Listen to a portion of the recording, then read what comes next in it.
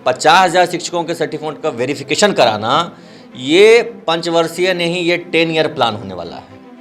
तो अगर सरकार चाहती है कि हम वास्तव में जो विद्यालयों में शिक्षकों की कमी उसको दूर करें, तो ये वेरिफिकेशन के नाम पे लटकाना बंद करें, ज्वाइनिंग लेटर दे, और ज़्यादा है आपको तो आप जो टीईटी सर्टिफिकेट है, मार्कशीट है, उसका वेरिफिकेशन करा लीजिए। जो आला अधिकारी बैठ करके विभाग में नीति बनाते थे, उनको अपने ही विभाग के नियमों का कोई जानकारी नहीं थी। आपराधिक मुकदमा दर्ज हो ऐसे पदाधिकारियों पर, ऐसे नियम कानून बनाने वालों पर, तभी सरकार का जो ये विभाग है, शिक्षा विभाग, जैसे बार बार मैं कहता हूँ कि पॉलिसी पैरालिसिस है, यहाँ पे कन्फ्यूजन है पॉलिसी मेकिंग में, वो खत्म होगा। नहीं तो ऐसे वाहियात नियम कानून नोटिफिकेशन बनते रहेंगे और हाई कोर्ट में केस में सारी बहाली लटकती रहेगी। नमस्कार, आप देख रहे हैं द इंडिया टॉप। मैं हूं आदेशपुरी। बिहार में शिक्षक भर्ती प्रणाली हमेशा मैं चर्चा करता हूं काफ़ी उलझाऊ और झंझट वाला है। सरकार भी फंसती है और छात्र जो हैं वो विभिन्न नियोजन केंद्रों का चक्कर लगाते हैं, पैसे बर्बाद होते हैं और नियमावली बदलते रहती है। अभी आपको ताज़ा मामला बताएं, 94,000 बिहार में शिक्षकों की बहाली का प्रोसेस जो है वो चल रहा है। हालांकि चल तो बहुत दिन पहले से रहा है और 3 राउंड का काउंसलिंग होना है, 2 राउंड हो चुका है। तीसरे राउंड का डेट जो है दिसंबर में दिया गया था, 14 दिसंबर के आसपास, लेकिन जिला इकाई जो है वो इस पर अनापत्ति कर रही है कि हम नहीं ले पाएंगे। ऐसे में जो 2 राउंड हो चुके हैं उनके छात्रों का डिमांड है कि ज्वाइनिंग कराया जाए, जबकि सरकार कुछ और सोच रही है। जब सरकार का है कि सारा होने के बाद हम डॉक्यूमेंट्स वेरिफिकेशन कराएंगे तब ज्वाइनिंग देंगे, तो देखा जाए तो इसमें बहुत समय लगने वाला है। हमारे साथ हैं अमित विक्रम सर हैं, टीईटी शिक्षा संघ के प्रवक्ता हैं। इन्हीं से हम बात करेंगे कि सर 3 राउंड होने वाला है। आप ही हमको मोटा मोटी बताएं ये सारा बात कि 3 राउंड होने वाला है, 2 राउंड हो गया, 2-3 साल से ये खेल चल रहा है। वेरिफिकेशन सरकार कह रही है कि सारा कराने के बाद वेरिफिकेशन कराएंगे। कितना इसे आप पंचवर्षीय योजना मानते हैं या 10 वर्षीय योजना मानते हैं? देखिए, वेरिफिकेशन वास्तव में पंचवर्षीय योजना भी नहीं है, ये 10 ईयर प्लान है ये। क्योंकि हम लोगों ने जो ज्वाइन किया था 2013-14 में, हमारा ही अभी सर्टिफिकेट जांच निगरानी के द्वारा चल रहा है, और हमसे पहले जिन्होंने ज्वाइन किया था 2005 में 8 में से, उनका भी चल रहा है।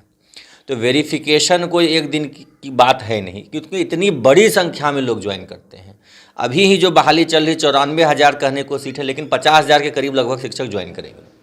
तो 50,000 शिक्षकों के सर्टिफिकेट का वेरिफिकेशन कराना ये पंचवर्षीय नहीं, ये 10 ईयर प्लान होने वाला है।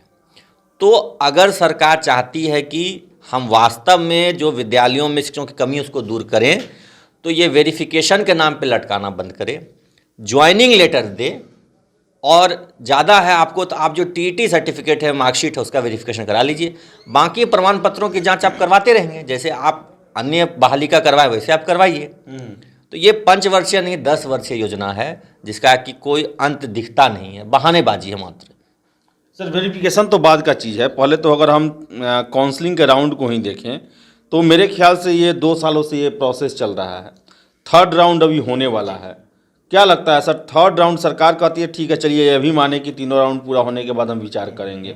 कब तक तीसरा राउंड पूरा होगा? क्योंकि जिला जो है हाथ खड़े कर चुके हैं तीसरा राउंड कराने के, जब वो समय दिए हैं उस समय। देखिए, मैं हमेशा कहता हूँ कि विभाग में पॉलिसी मेकिंग में गलतियाँ होती हैं, पॉलिसी सही से नहीं बनती। अब बताइए, 15 दिसंबर को सभी जिला में काउंटिंग है, पंचायत चुनाव का आखिरी चरण काउंटिंग है, उसी दिन काउंसलिंग रख दिया गया है।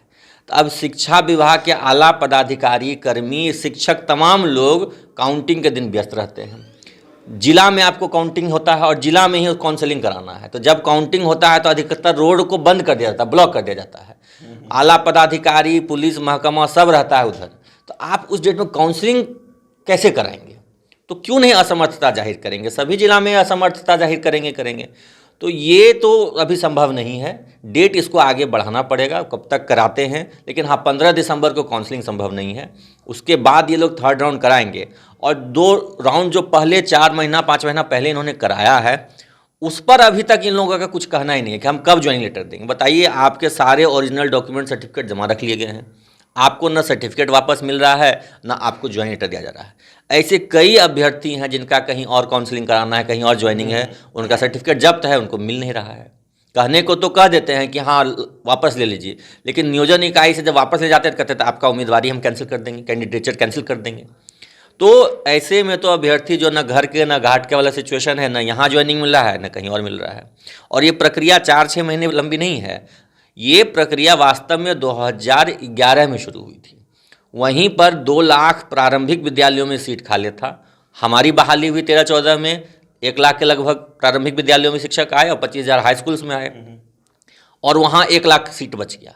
1 लाख सीट जो बचा तो 2017 में फिर टीईटी हुआ, जबकि नियम है कि हर साल टीईटी लिया जाए, लेकिन 2011 के बाद 17 में टीईटी हुआ, और 17 में टीईटी हुआ, फिर 2 साल बाद बहाली का नोटिफिकेशन निकला, और उसी रोस्टर पर 2011 अभी जो बहाली हो रही है उसी रोस्टर पर हो रही है। तो उन्हीं रिक्तियों, उन्हीं रोस्टर पर बहाली 19 में शुरू हुई और आज 21 खत्म होने का आया है।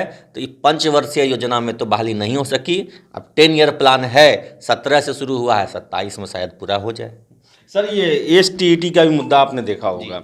पहले शिक्षा मंत्री जी कहते हैं कि पास कीजिए, नौकरी रखा है, फिर उसके बाद एक रिजल्ट के बाद दूसरा जो रिजल्ट फेज का आता है उसमें बयान बदल जाता है कि, और कैटेगरी भी बदल जाता है, qualified but not in merit, qualified also in merit list, इस तरह करके आता है। ले देकर दोनों छात्र आज सड़कों पे हैं, कोई उनका भविष्य नहीं दिखाई देता। क्या आखिर उनके साथ अब क्या देख रहे हैं, कहाँ प्रॉब्लम है और सरकार की नीति उनको लेकर क्या है? देखिए, प्रॉब्लम तो पुनः बात को दोहराता हूँ, पॉलिसी में। जो आला अधिकारी बैठ करके विभाग में नीति बनाते थे, उनको अपने ही विभाग के नियमों का कोई जानकारी नहीं थी उनको। आपने नियमावली बना रखा है कि नियोजन इकाई बनाएगी मेरिट लिस्ट, वहाँ आप अप्लाई कीजिए, वहाँ मेरिट लिस्ट बनेगा, वो आपकी बहाली करेगी। और पत्र निकाल दिया माननीय पूर्व माध्यमिक शिक्षा के डायरेक्टर महोदय ने कि बिहार बोर्ड बना दे मेरिट। तो नियमावली के हिसाब से बिहार बोर्ड को मेरिट बनाने का कोई अधिकार नहीं, वो गलत है। लेकिन विभाग ने नोटिफिकेशन निकाल दिया कि जितनी रिक्तियां हैं उतना ही रिजल्ट जारी होगा। तो notification versus rules and regulations वाली बात हो गई है। तो ये समझिए कैसा है कि आप ही के विभाग का नियम है, आप नहीं जानते हैं और उसके खिलाफ जा करके आप नोटिफिकेशन निकाल देते हैं। ये तो जिन्होंने ये निकाला है उनके खिलाफ आपराधिक मुकदमा दर्ज होना चाहिए। हाईकोर्ट इस पर कड़ी कार्रवाई करे कि ऐसी भूल नहीं, ये जघन्य अपराध है। आप इतने शिक्षक अभ्यर्थियों का भविष्य आपने दांव पर लगा दिया, भविष्य चौपट कर दिया, अंधकार में कर दिया। हो सकता है कल कोई बहाली कैंसिल हो जाए तो 5 साल से जो लोग लगे हुए थे उनका भविष्य तो बर्बाद हो गया, समय आपने बर्बाद किया। आपराधिक मुकदमा दर्ज हो ऐसे पदाधिकारियों पर, ऐसे नियम कानून बनाने वालों पर, तभी सरकार का जो ये विभाग है, शिक्षा विभाग, जैसे बार बार मैं कहता हूँ कि पॉलिसी पैरालिसिस है, यहाँ पे कन्फ्यूजन है पॉलिसी मेकिंग में, वो खत्म होगा। नहीं तो ऐसे ही वाहियात नियम कानून नोटिफिकेशन बनते रहेंगे और हाई कोर्ट में केस में सारी बहाली लटकती रहेगी। सर, लेकिन देखा जाए 15 साल से मैं भी देख रहा हूँ नीतीश सरकार को, शिक्षा सबसे ज़्यादा विवादास्पद शिक्षा का नियम है। इसमें नियमावली इतना आ चुका है कि उतना शिक्षा विभाग को ही नहीं पता होगा, और यही कारण है कि अपने हर एक अगले आदेश में वो पिछले का उल्लंघन करते हुए पाए जाते हैं। आखिर सर कौन हम ये जानना चाहते हैं कि क्या सरकार का ही मंशा है कि शिक्षकों को इसी तरह उलझाए फंसाए रखो, या फिर यहाँ के किसी भी अफसर को ज्ञान नहीं है? क्योंकि 15 साल तक तो कोई भी एक आदमी बैठता नहीं है, कोई ना कोई ऊपर से डिक्टेट कर रहा होगा कि इनको लटकाओ भटकाओ और इसी तरह इनको सड़क पर रहने दो। क्या लगता है सर? देखिए, एक्सपेरिमेंटेशन शिक्षा विभाग में सबसे ज़्यादा हुआ 15 साल में। हर नया पदाधिकारी जब यहाँ आता है विभाग में तो वो अपने हिसाब से एक्सपेरिमेंट्स करने लग जाते हैं। उनको अपना कुछ अलग करके दिखाना, पता नहीं क्या जिजीविषा होती, क्या इच्छा होती है, अपने हिसाब से नियम बना देंगे। पुराने जो नियम है उनकी अनदेखी कर देंगे। नया आप देखिए ना, 2015 से पहले आपने 1500 पे शिक्षा मित्र की बहाली की, 1500 से बढ़ा के 4000 किया, फिर 6000 किया, फिर टीटी किया, फिर अब उसको वेतनमान दे दिया, फिर आप कह रहे हैं हम बीपीएससी लेंगे। आप देखिए पूरा 15 साल में हर नए टेन्योर में एक नया नियम बन जाता है। नए मंत्री आते हैं वो अपने हिसाब से गाइड करने लगते हैं, नए पदाधिकारी आते हैं वो अपने हिसाब से रूल्स एंड रेगुलेशन एक्सप्लेन कर देते हैं, नया नोटिफिकेशन निकाल देते हैं। तो ये ओवर एक्सपेरिमेंटेशन की वजह से हुआ है। एक स्थायी बुद्धिजीवी जिनका एकेडमिक बैकग्राउंड हो, और बड़ी अच्छी बात है कि अभी जो प्रधान सचिव हैं अच्छा एकेडमिक बैकग्राउंड रहा है, अच्छे एजुकेशनिस्ट के तौर पे भी माने जाते हैं। माननीय शिक्षा मंत्री भी अच्छे मतलब पकड़ रखते हैं शिक्षा विभाग पर। तो ये लोग अगर अभी हैं और सुधार करना चाहते हैं तो टिक करके 5 साल का एक प्लान बनाएं कि हम 5 साल में शिक्षा व्यवस्था में ये सुधार करेंगे। ये नहीं कि आज ये कर देंगे कल वो कर देंगे, इसी चक्कर में सारा गड़बड़ है। तो पॉलिसी में आप एक्सपेरिमेंट्स करेंगे, एक लॉन्ग टर्म पॉलिसी नहीं होगी तो हमेशा कन्फ्यूजन रहेगा और गलतियां होती रहेंगी और इसी तरह बहाली लटकेगी, शिक्षा व्यवस्था चौपट होगी, शिक्षक सड़क पर उतरेंगे, विद्यार्थी सड़कों पर भटकेंगे, कहीं कुछ सुधार नहीं होगा। और जब शिक्षा ही नहीं सुधरेगी तो बिहार का भविष्य भी अंधकार में रहेगा। तो बिहार जब शिक्षा ही नहीं सुधरेगी तो बिहार का भविष्य अंधकारमय होगा। और सबसे बड़ा दुर्भाग्य रहा, इतने लंबे समय तक नीतीश कुमार रहे लेकिन शिक्षा को लेकर कोई अस्थाई और ठोस नीति नहीं बना पाए, जिससे पूरे बिहार में शिक्षा का कार्यक्रम जो है वो आगे बढ़ सके। आप ही सोचिए ना, एक भर्ती प्रक्रिया है, उसके हर एक पत्र में विवाद शुरू हो जाता है, मामला जो है वो रद्द करने तक फिर से हाई कोर्ट सड़क पे चला आता है और एक बहाली में 4-4, 5-5 साल लगता है। भ्रष्टाचार की सूचनाएं मिलती है, अपारदर्शिता की सूचनाएं मिलती हैं। तो कहने का मतलब है कि शिक्षा नीति को लेकर ये सरकार जो है वो पूरी तरह से फ्लॉप है और अपने एक्सपेरिमेंट के कारण पूरे बिहार के युवाओं का जो भी शिक्षक बनना चाहते हैं उनको परेशान करके रख दिया है और केवल लिस्ट देखने, नियमावली पढ़ने और पटना में आकर धरना प्रदर्शन करना ही उनका काम रह गया है। तो कम से कम अपने पूरे चरम पे हैं नीतीश कुमार। कहें यूँ तो अब बिहार के मुख्यमंत्री, ये कहा जाता है कि अंतिम टर्म है, तो शिक्षा को लेकर एक अस्थायी नीति बनाकर वो जाएं ताकि आगे बिहार को इस चीज़ के लिए फिर से झेलना ना पड़े।